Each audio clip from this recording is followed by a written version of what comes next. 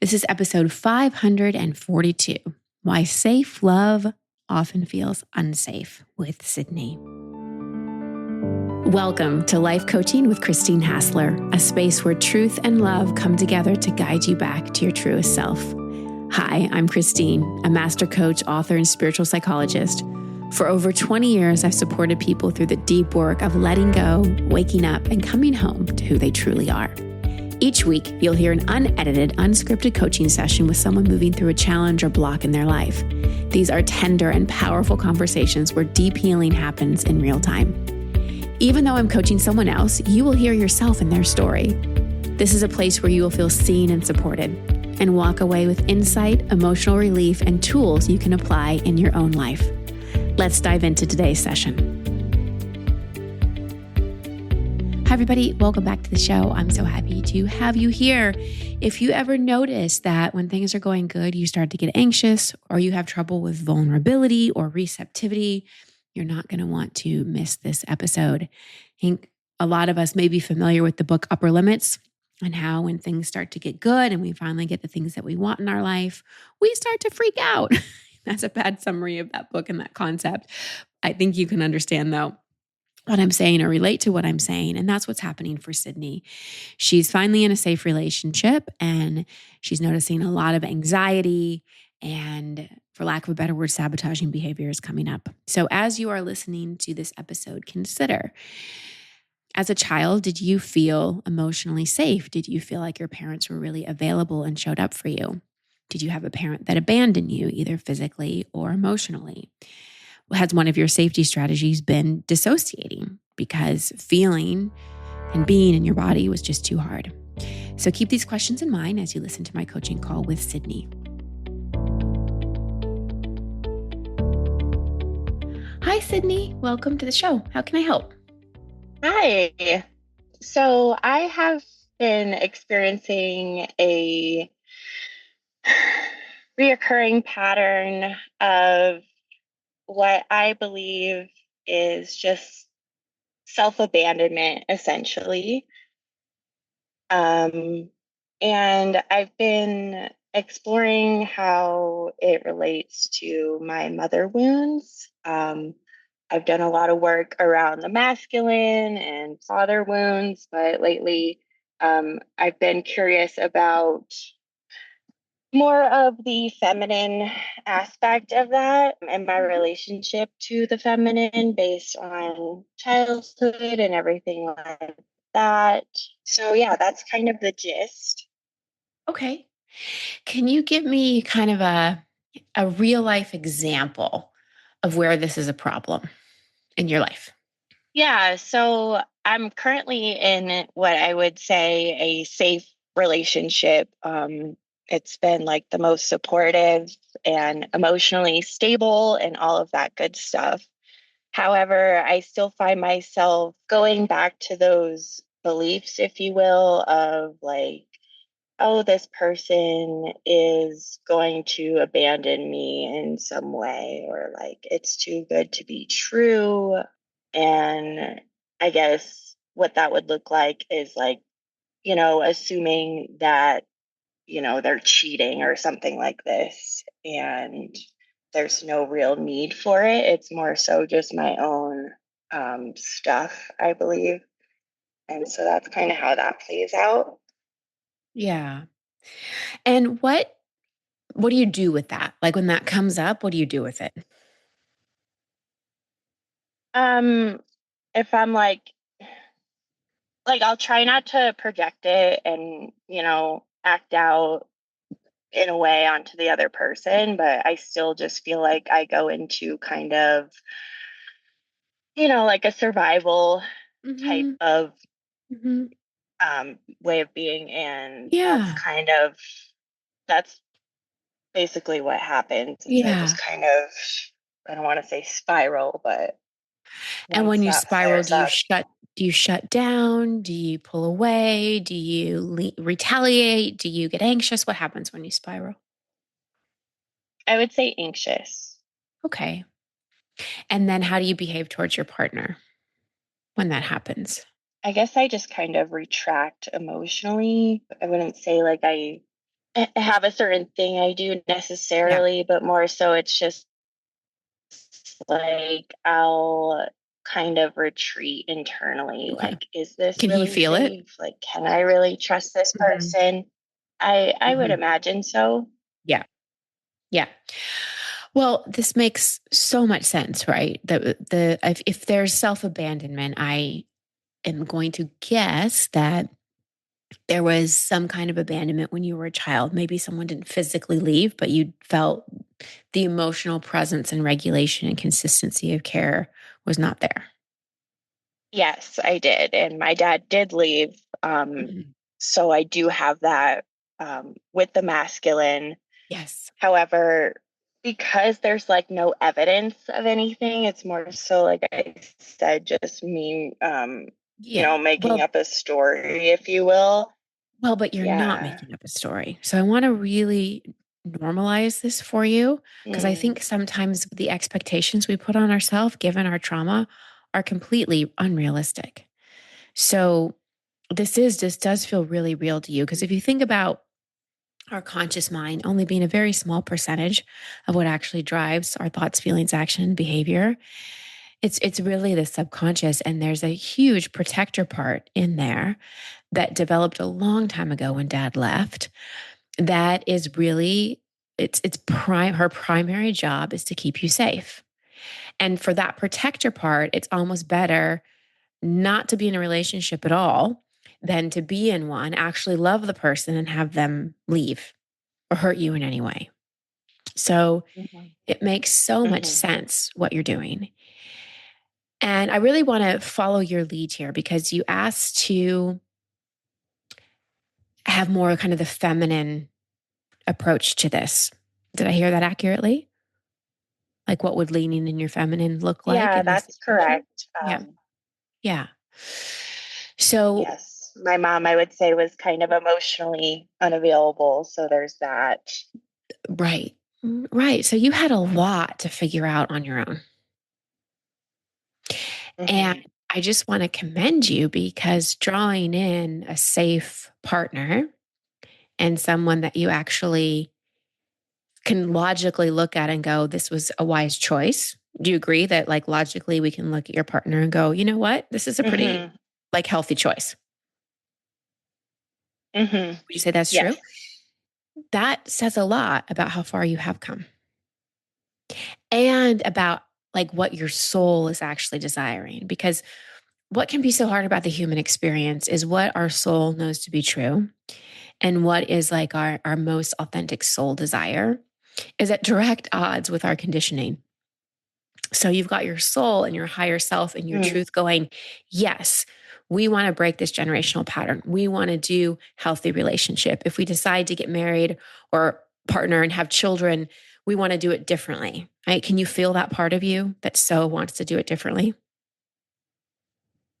Yes. And can you also feel the part of you that at times just wants to run or just gets really anxious or is convinced, even though there might not be quote unquote evidence, that you're going to get hurt? Hmm. Can you feel those two parts of you Yes. coexisting inside of you? Yeah. Absolutely. Yeah. Yeah. So that's not a problem unless we really think it is. Mm. If we Mm. can, and this is where the feminine becomes really important to lean into because the feminine is all encompassing. The feminine is adaptive. We have, to use Alison Armstrong's terms, we have diffuse awareness. Multiple things can exist for us at the same time. We do both and very well. We can feel two Hmm. emotions at the same time. I'm not saying people in male bodies can't, but that is that feminine aspect. And if you look at this, if you were to kind of really step into your feminine power and look at where you are, it may sound something like, of course, I have this protective part. And I'm so grateful for this protective part. I needed it. It has served me really well. And Mm. what else do I have? I also have this yearning to do it differently. So if I'm going to do it differently, I've got to do it differently. Right. And that's when you can lean in to the feminine superpowers of vulnerability and receptivity. So your protective part, right, which is all about safety, doesn't care about femininity, doesn't really care about soul ascension, doesn't really care about what you want, not in a mean way. It's a very loving part that was formed at a young age to keep you safe. That's all it cares about. Right. Keep you safe. And that equals not having a man in your life that could hurt you.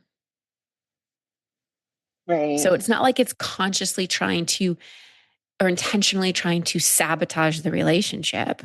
It's cares more about keeping you safe.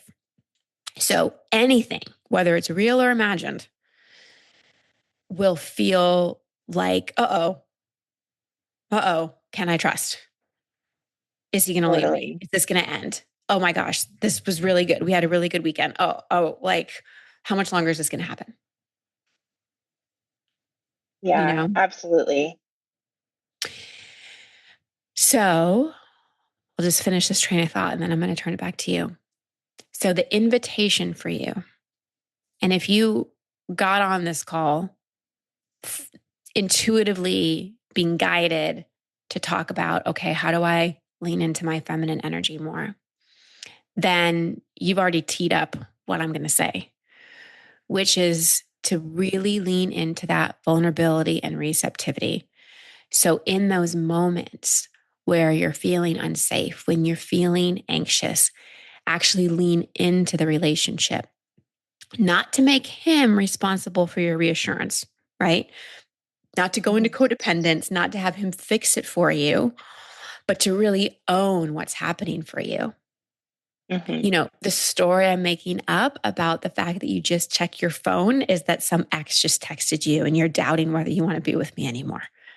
I'm just Mm-hmm. pulling that out of the air, but that's what I mean. Like that's vulnerability, not do you like me? Make me feel better. Are you texting anyone else? Like it's not that's not vulnerability, that's neediness. Right. Vulnerability is that radical honesty of like, wow, I'm really noticing that after we had this great weekend together, Mm-hmm. I'm feeling knots in my belly and like I'm wanting to withdraw, but not because I Mm-hmm. want to be away from you, because I feel like you're going to hurt me. Mm-hmm. See how that's not asking him to fix anything? That's just truly sharing. And then the other side of that is like really receiving when he is really present or giving you a compliment or any of those things, or Right. affection or intimacy or sex or any of those things, to really actually let it in.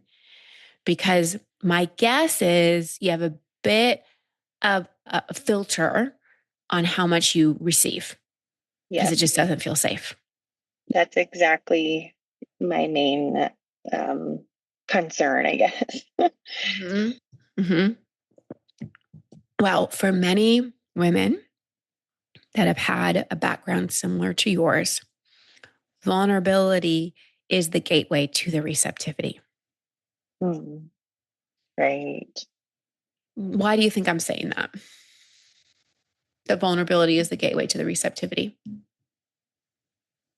Yeah, I have found that to be true. I think when we allow ourselves to open up, um, just for our own sake, it naturally allows in more to be received.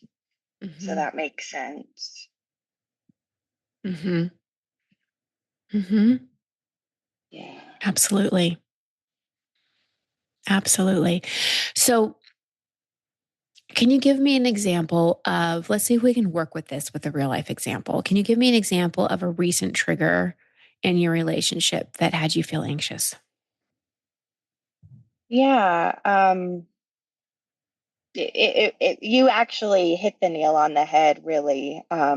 You basically described exactly what happened. We had a great weekend together, and then, I like like you said, I seen a thing on the phone, and next thing you know, I'm like, oh, this is interesting. I was feeling so receptive, so in my feminine, so joyful.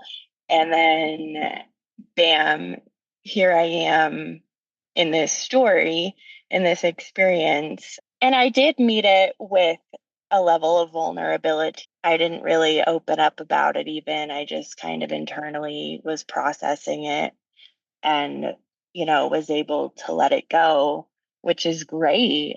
But I guess I just wonder like how to work more with that feminine presence, like day Hmm. to day, Hmm. and being in that receptivity within myself, Hmm. which, Hmm. of course it is a practice, but Absolutely. It's yeah. absolutely a practice. So I want you to think of a vulnerability receptivity combo. Okay. Okay. And, you know, you didn't just go into a store, you got triggered, right? So you time Hmm. traveled in that moment. And all of a Hmm. sudden, you were a younger girl and dad was leaving. Hmm. He was your first really big heartbreak, and it was a big one. And then mom Yeah, wasn't really there to fill in the gap. that's right. So again, I want to really share with you. It makes so much sense why this is happening for you. Mm. And I want you to be really patient and gentle with yourself and not expect that just because you have a great guy, you shouldn't be doing this. Hmm. So, Thank you. in the day to day, so when that like trigger comes up or anything comes up, right? And you notice yourself getting anxious or having negative self talk or whatever, so much of vulnerability and being with vulnerability is being seen and heard. So Mm. without analyzing yourself, with just criticizing yourself, just go, wow, oh, I'm really triggered. Not to anyone, just to yourself. Oh man, I'm feeling really anxious. I wonder what I need. What could help me feel a little less anxious? Is it a breath? Do I need to scream? Do I need to redirect my thoughts? Not in like a problem solving way, but just in really meeting yourself where you're at and not bulldozing over it. Right, Because the spiral happens when we don't meet our triggers with compassion. right. The meeting the trigger with compassion stops the spiral. And that's another feminine superpower. So Yeah, I that think a lot, makes total sense. yeah, yeah. And I think we have a lot of misconceptions about what being in our feminine is. Um, Sometimes we simplify it to just like going with the flow or, being really present or being sensual, being embodied. And all that is true. All that is true. Hmm. But in so many ways, in order to access those beautiful aspects of the feminine, safety has to be there. We have to feel actually safe enough to be in our body. Right. And with a mom who wasn't emotionally available and a dad who wasn't there, my guess is you probably left your body more than once as a kid. Yeah, you're spot on. Hmm. Because what were you supposed to do with all your feelings? Yeah, you're exactly right. That's me. Mhm. Still. Yeah. Well, Um, it's not you, right? It's a safety strategy. mm, right. What has helped you feel safe enough to feel your feelings? I would say like creating space, like, you know, taking a breath, like you said, or just Mhm. giving yourself grace and, acknowledging it as being a trigger and not The the truth. reality that Mhm. you have Mhm. to currently live in. Mhm. Mhm. Yeah, and Yeah. just be there, like with compassion. That's something that I would say I do struggle with, is just not feeling in my body. Mhm. And I Yeah. have to work like really hard to feel that way, it seems like, which it sounds like that's, true based on Mhm. everything that's happened in my Yes. life. Yes. Yes. Mm. And I want to just offer you that it won't be like that forever. Mm. Thank you. So the more you can just actually ground in, like in this moment, what percent do you feel in your body, roughly? I'd say like 60%. 60? Yeah. Okay, great. So just for a moment, just stand up. Okay. Hmm. And Mm. just feel your feet on the floor and feel like the weight of gravity supporting you and holding you.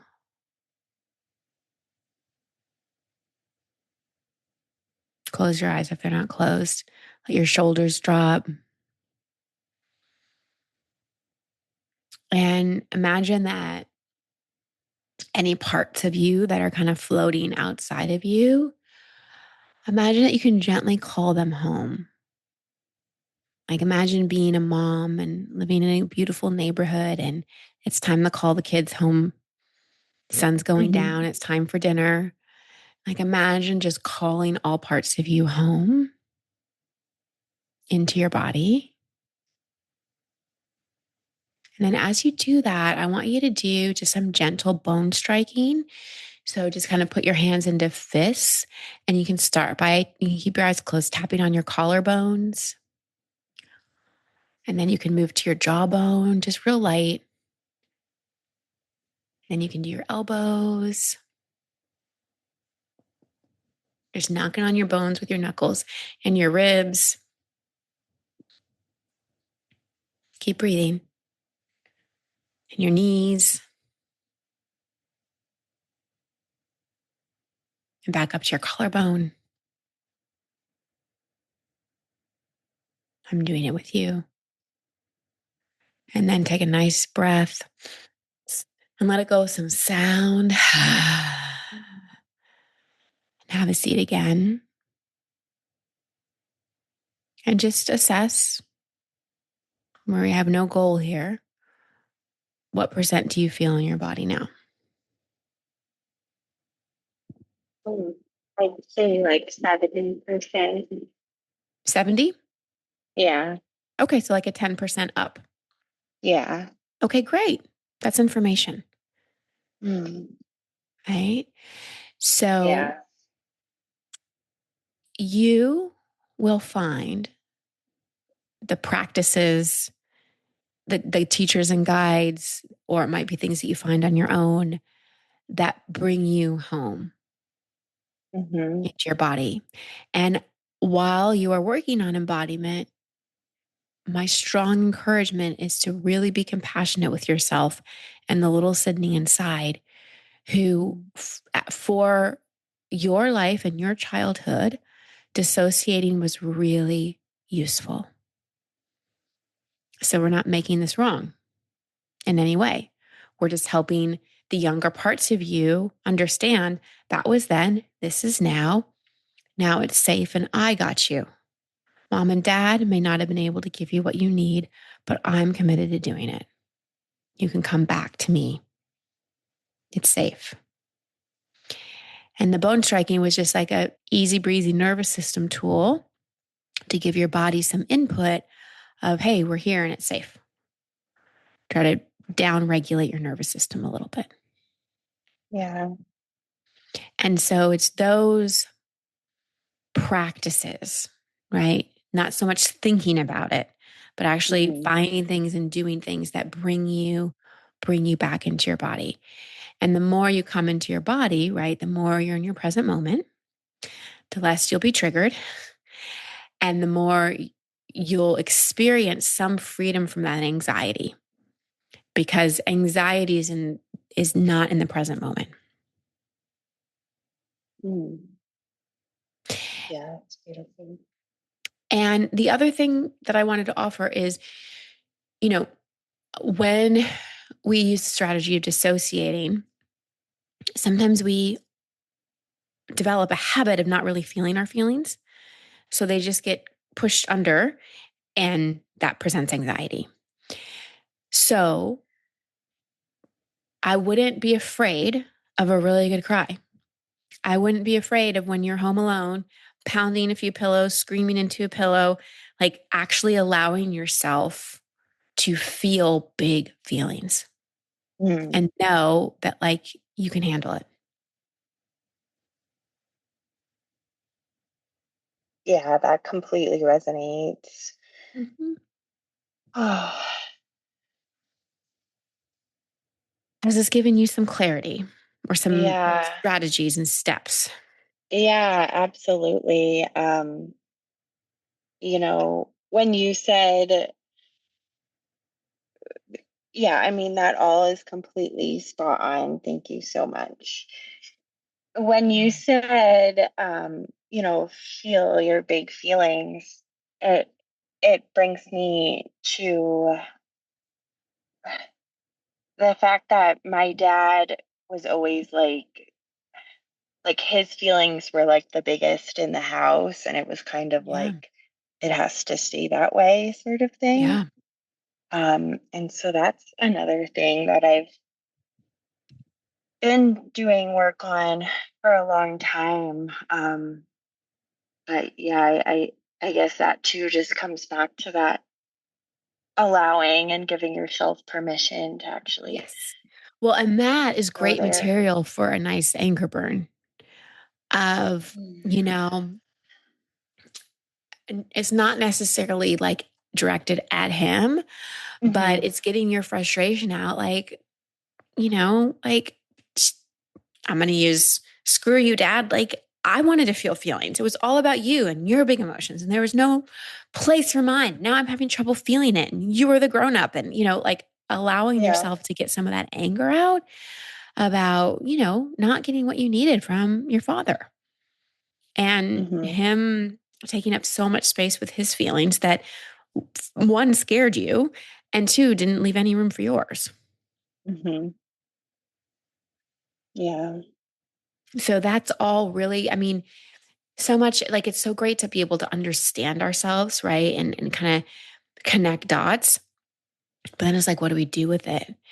And to me, that is energy you can move, Right. because as long as you're still using it as a reason to, I'm not saying you're consciously making excuses, I'm not saying that at all.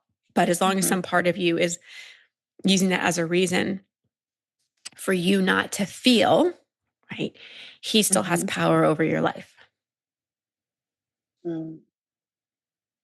So giving yourself permission and creating space for you to feel your feelings is part of the empowerment process. And Okay. all of that will naturally connect you back to your feminine energy because the more we become who we truly are, the more just our natural, authentic self comes forward. Right. Yeah. Okay. But you're Thank on you your so way. much. Yeah, of course. Of course. And it's also really important to acknowledge and celebrate all the progress that you have made. Thank you. I really appreciate that.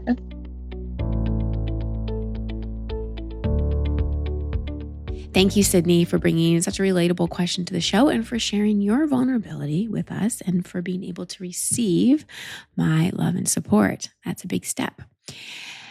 So, in this episode, we really talked about how important it is to have so much compassion and, of courseness, for why we react the way that we do. And we don't want to get stuck in the analyzing of it, because just knowing why we act like, okay, my father abandoned the family. It's hard for me to receive love. I'm always afraid the other shoe's going to drop. Okay, that makes sense, but so what? Like, that kind of awareness is just the first step to growth and change. The next really important step is moving into that compassion and really going, oh my gosh, it makes so much sense. I'm acting this way, validating those feelings, validating that reaction. Your coping strategies never were validated. They never were acknowledged. And so they just became part of you. When you can acknowledge it and go, oh, I really see why I'm acting this way, it gives you some space. And as we talked about, it stops the spiral of all the other reactions that usually follow that first reaction. And you can hear Sydney's pain. She's got this great relationship. She really wants to lean in. She feels connected. And then, she feels like she has to protect herself and pull away.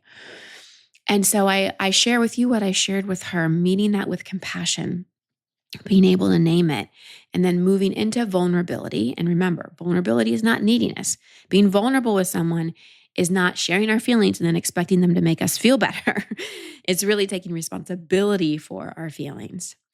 And then that can open the door for more receptivity.